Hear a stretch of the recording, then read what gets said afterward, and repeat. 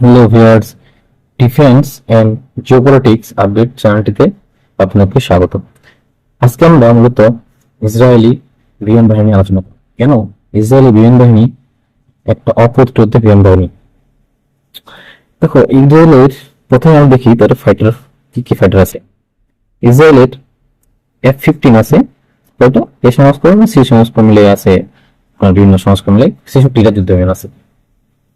আর latest যে সংস্করণ F-15EX সেটা আছে, সেটা আপনার 25টা অর্ডারে আছে আর কি।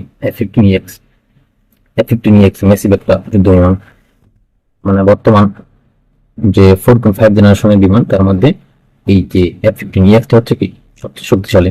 এটা নিয়ে বিস্তারিত দেখবো আমরা একদিন। তারপর আসে F-16 নিয়ে। F-16 আছে কত? 174টা। এগুলোর মধ্যে হ্যাঁ, এই যে ইসরায়েলি যে F-16 সেটা হচ্ছে কি সারা পৃথিবীতে যতগুলো দেশের কাছে F-16 আছে তাদের থেকে কি অনেক উন্নত। কারণ ইসরায়েল এখানে কি নিজস্ব সেন্সর প্রযুক্তি, তারপর হচ্ছে আপনার মিসাইল অ্যাড করছে। তারপরে F-35 লাইটনিং 2 অর্থাৎ পঞ্চম প্রজন্মের যুদ্ধ বিমান আছে কয়টা? 38টা আছে। ঠিক আছে, 38টা আছে, আর 36টা অর্ডার করছে। এই একটা বড় অবস্থা। তারপরে দেখি যে তার এক্স ওয়ারক্রাফট এয়ারক্রাফট, এক্স বলতে কি যেগুলো রাডার রাডার হিসেবে কাজ করে। বোয়িং 707 আছে দুইটা, আর এটা আছে দুইটা, অর্থাৎ টোটাল 4টা এক্স এক্স এয়ারক্রাফট আছে পাওয়া যায়। আর ছোট্ট একটা দেশ 4টা এক্স এয়ারক্রাফট আছে। তারপর যদি দেখা যায় এখানে আছে কয় 13টা, 4টা। তো ট্যাঙ্কার, এই যে ট্যাঙ্কার আছে কি বোয়িং এর আছে কয়টা? 7টা। ঠিক আছে, বোয়িং এর 7টা আছে। এবং প্যাগাসাস এটা 8টা অর্ডারে আছে, অর্থাৎ এই 7টাকে রিপ্লেস করবে কি বোয়িং এর 7টাকে রিপ্লেস করবে এই 8টা প্যাগাসাস দিয়ে।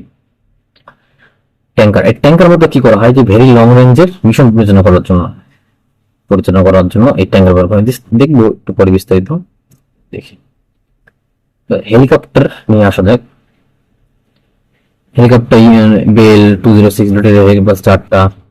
A-64 অ্যাপাচি আছে 48টা।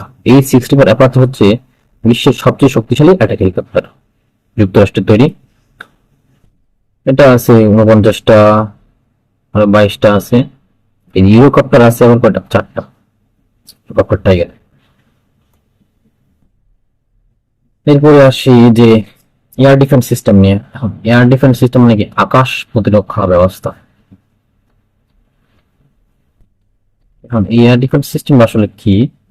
মনে করলেন আপনার এটা দেশ, আপনার দেশে বাইরে থেকে কি আছে, কোনো একটা যুদ্ধ বিমান আসতেছে। এই যুদ্ধ বিমানকে আকাশে ধ্বংস করার জন্য কি হয়, আপনার কি ভূমি থেকে মিসাইল নিক্ষেপ করা হয়, সারফেস টু এয়ার মিসাইল আর কি। তো এই জিনিসটা হচ্ছে কি এয়ার ডিফেন্স সিস্টেম। এটা শুধু যুদ্ধ বিমান না, আর অন্য কারণে মিসাইল আসতেছে সেটার বিরুদ্ধে নিক্ষেপ করা হয়, অ্যান্টি ব্যালিস্টিক মিসাইল, যে কোনো ড্রোন এর বিরুদ্ধে। অর্থাৎ আপনার আকাশ সীমাকে নিরাপদ রাখার জন্য। কি আছে? এরো আছে। এটা কি মূলত অ্যান্টি ব্যালিস্টিক মিসাইল। মানে পৃথিবীতে হাতে গোনা কয়েক দেশ আছে যাদের ব্যালিস্টিক মিসাইল ঠেকানোর মতো প্রযুক্তি আছে, তার মধ্যে একটা হচ্ছে কি এই ইসরায়েল। আর ডেভিড সিং আছে। এটা মূলত কি? এটা মূলত আপনার অ্যান্টি ব্যালিস্টিক মিসাইল, তারপর হচ্ছে আবার অ্যান্টি এয়ার ডিফেন্স সিস্টেম, অর্থাৎ সরি এয়ার ডিফেন্স সিস্টেম অর্থাৎ যুদ্ধ বিমান, তার যেগুলো মিসাইল, তারপরে ড্রোন, অর্থাৎ সকল ধরনের লক্ষ্যবস্তুকে ধ্বংস করতে সক্ষম এই ডেভিড সিং। এখানে বলা আছে যে মিডিয়াম টু লং রেঞ্জ। এটা আসলে কি মিডিয়াম টু লং রেঞ্জ না, লং রেঞ্জেরই 180 থেকে 200 কিলোমিটার এর রেঞ্জ। তারপরে আছে প্যাট্রিয়ট, যুক্তরাষ্ট্র তৈরি Patriot air defence system, surface two air অর্থাৎ ভূমি থেকে আকাশে নিক্ষেপযোগ্য। এটা রেঞ্জ হচ্ছে অ্যারাউন্ড 160 কিলোমিটার। 160 কিলোমিটার। তারপর আছে আয়রন ডোম। এটা কি এয়ার ডিফেন্স মিসাইল। এই আয়রন ডোম নিয়ে অনেক কথা। আয়রন ডোম মিডিয়া হায়ারার্কি। আয়রন ডোম শক্তিশালী, ঠিক আছে, কিন্তু এটা হচ্ছে কি শর্ট রেঞ্জ। শর্ট রেঞ্জ বলতে কি বোঝায়? 0 থেকে 15 কিলোমিটার, এটা হচ্ছে কি শর্ট রেঞ্জ ধরা হয়। এর মধ্যে যদি কোনো লক্ষ্যবস্তু আছে এটাকে ধ্বংস করবে কি আয়রন ডোম। আয়রন ডোম হচ্ছে কি ছোট ছোট লক্ষ্যবস্তু, রকেট, তারপর হামাসের রকেট, এগুলা আমরা যেগুলা শুনি আর কি। তারপর হচ্ছে ছোট ছোট ড্রোন, এগুলো দূর থেকে এটা ব্যবহার করা হয়, কিন্তু বড় বড় টার্গেটের ক্ষেত্রে এটা ব্যবহার করা হয় না। প্যাট্রিয়ট আছে, থার্ড আছে, এগুলো দেখি যেগুলো আমরা দেখলাম। এরপর দেখি এই যে এটা হচ্ছে F-15EX যুদ্ধ বিমান। F-15EX পৃথিবীর 4.5 জেনারেশনের মধ্যে স্টিল করে সবচেয়ে সেরা যুদ্ধ বিমান। আর এই F-15EX কয়টা অর্ডার করছে, কয়টা অর্ডার করছে। তো এই যে তাদের মধ্যে কি করছে, যে আবার কাস্টমাইজ করছে, নিজস্ব সেন্সর অ্যাড করছে। তো এই F-15EX হচ্ছে কি একটা লং রেঞ্জের বিমান, অর্থাৎ এর কমব্যাট রেঞ্জ প্রায় 2000 কিলোমিটার। কমব্যাটটা জিনিসটা কি, মানে আমি এখানে আরেকটা দেশ এখানে আছে, আমি এর উপর হামলা করবো, মানে আমি 2000 কিলোমিটার কম রেঞ্জ, মানে কি সে 2000 কিলোমিটার যাবে আবার হামলা করে ফিরে আসতে হবে, এটা হচ্ছে কমব্যাট রেঞ্জ। আর সে কি করলে, হ্যাঁ সে মানে যাবে 2000 কিলোমিটার গেছে আর তো যাওয়া দরকার, তখন সে কি করবে, ট্যাঙ্কার নিয়ে যাবে, ট্যাঙ্কার নিয়ে গিয়ে এখানে কি রিফিলিং করবে, তেল ঢুকে আবার এখানে গিয়ে হামলা করে আবার চলে আসবে, তখন এটা বলা হয় ফেরি রেঞ্জ।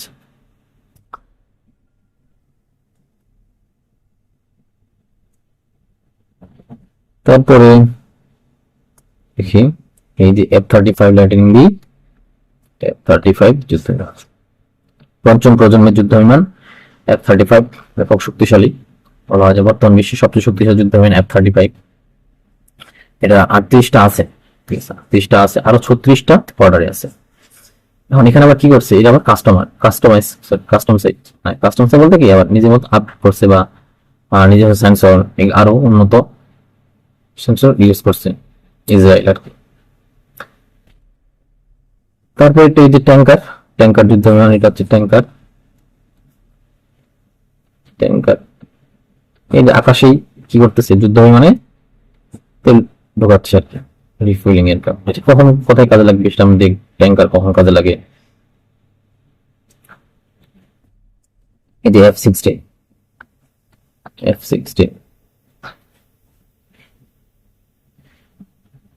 এক্সট্রা ফুয়েল এড করছে।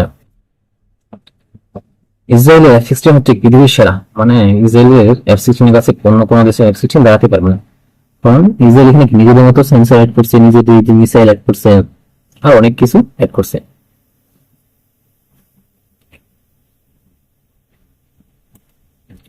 এক্স এয়ারক্রাফট, এক্স এয়ারক্রাফট মানে তো একটা রাডার, এই যে পিঠে এটা রাডার হিসেবে কাজ করে। এই এরকম এক্স এয়ারক্রাফট আছে চারটা, ঠিক আছে, চারটা আছে।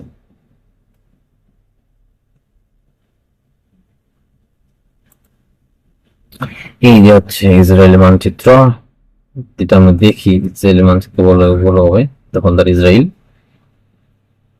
এই যে এটা ইসরায়েলের যে বেশিরভাগ মানুষ বসবাস করে এই যে হাইফা বন্দরে, তেল আবিব আছে, আর এই জায়গায় বসবাস করে বেশিরভাগ।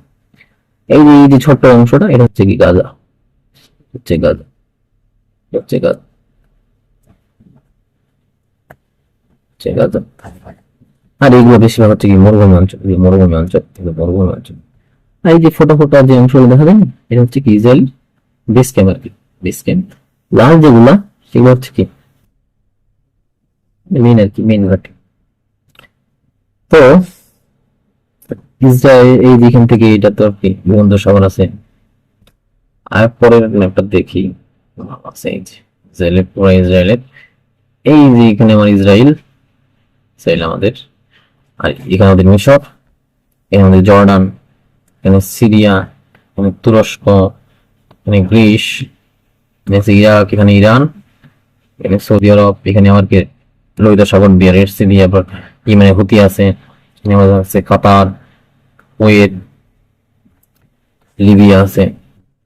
এখন এই যে সবগুলো দেশ, ঠিক আছে, সবগুলো চারদিকে ঘিরে রাখছেন ইসরায়েলকে, কিন্তু তারপর ইসরায়েলের বিমান ব্যাপক শক্তিশালী, বলতে কি এদের সামনে এই দেশগুলোর বিমান তারা কি দাঁড়াতে পারবে না আর কি। তো কেন এত শক্তিশালী, দেখুন ইসরায়েলের সাথে মিশরের সম্পর্ক, মিশর মুসলিম দেশ, ইসরায়েল বুঝে যায়। তো এই যে মিশরের সাথে ইসরায়েলকে যুদ্ধ করতে হবে, যদি যুদ্ধ হয়, শত্রু দেশ দুইটি।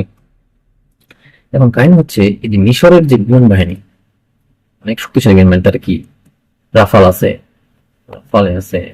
তারপর ইউরোফাইটার টাইফন, তারপরে আবার তাদের F-16 আছে, আর তারপরে MiG-29 আছে, আবার MiG-29 আছে রাশিয়ার, মিরাজ 2000 যুদ্ধ বিমান আছে, কিন্তু দুঃখের বিষয় হচ্ছে এর লং রেঞ্জের কোনো এয়ার ডিফেন্স নাই। লং রেঞ্জের কোনো মিসাইল, লং রেঞ্জের মিসাইল নেই, মানে শুধু নামের যুদ্ধ বিমান, ঠিক আছে, নামের বিমান বাহিনী, এগুলো কাজের কিছু না। কারণ এই মিশরকে লং রেঞ্জের এয়ার ডিফেন্স দেওয়া হয় না, কারণ জানে যে মিশর কাজ, তার যে যুদ্ধ বিমান কার জন্য ব্যবহার করবে, কার ক্ষেত্রে, এই যে ইসরায়েলের জন্য ব্যবহার করবে। আর ইসরায়েলের জন্য হুমকি এমন কিছু কখনোই মিশর বলে এই যে মুসলিম একটা দেশকেও দিবে না পশ্চিমারা। তো এই জন্য কি হয়েছে যে মিশরকে যুদ্ধ বিমান দেওয়া হয়েছে, কিন্তু কি লং রেঞ্জে কোনো এয়ার ডিফেন্স দেওয়া হয় না। আর লং রেঞ্জে মিসাইল নাই, সে যদি ইসরায়েলের কাছে যায় সেটা কি দূর থেকে এমনিতে কি ধরাশয় হয়ে চলে আসবে। তাহলে বলা যায় যে মিশরের বিমান বাহিনী আসলে ইসরায়েলের কাছে দাঁড়াতে পারবে না। আর তারপরে কি আছে, এদিকে আছে কি সৌদি আরব, ঠিক আছে, এদিকে সৌদি আরব আছে, এদিকে সৌদি আরব। এখন সৌদি আরবের সাথে ইসরায়েলের ঝামেলা তেমন নাই। ইসরায়েল কখনো এই যে এখান দিয়ে এসে সৌদি আরবে হামলা করবে না, কারণ আমেরিকা জানে আর কি। এখন ইসরায়েলের যদি সৌদি আরবে হামলা করতে হয় তাহলে এখন আমরা অনেক ভূরাজনৈতিক কারণ আছে, কিন্তু সহজে হামলা করবে না। তারপরে এখানে জর্ডান আছে, এবারে খুব নিকটবর্তী। জর্ডান তো তারা হাতে মোটে রাখছে, মানে জর্ডান কি দুর্বল দেশ। সিরিয়ার বর্তমান অবস্থা আমরা জানি, সিরিয়ায় নিয়মিত বিমান হামলা করতেছে ইসরায়েল। এখানে টার্কি, এখন টার্কির সাথে সম্পর্ক আমরা অনেকে জানি, এরদোয়ান সুলতান আসলে স্বার্থের কাছে সভ্য দেশে বন্দী। চিরস্থায়ী বন্ধু, চিরস্থায়ী শত্রু বলে কোনো দেশ নেই। আজকে তুরস্কের সাথে সম্পর্ক ভালো, ঠিক আছে, কিন্তু যখনই আবার দেখবেন তুরস্কের সাথে সম্পর্ক খারাপ কোনো একটা কারণে, জাতীয় নিরাপত্তা ইস্যুতে ইসরায়েলের হুমকি, তখন আবার কি ইসরায়েলের সাথে তুরস্কের সাথে লাগবে আবার। ভবিষ্যতে যদি তুরস্ক পারমাণবিক বোমা তৈরি করে তাহলে কি এই যে ইসরায়েল অবশ্যই হামলা করবে, করবে এখানে, মানে কারণ ইসরায়েলের আশেপাশে পারমাণবিক বোমা তৈরি করতেছে, মানে কি এটা ইসরায়েলের জন্য হুমকি। ইসরায়েলের হুমকি হলে তো তাকে কি ধ্বংস করবে আর কি ইসরায়েল, এরকম একটা অবস্থা।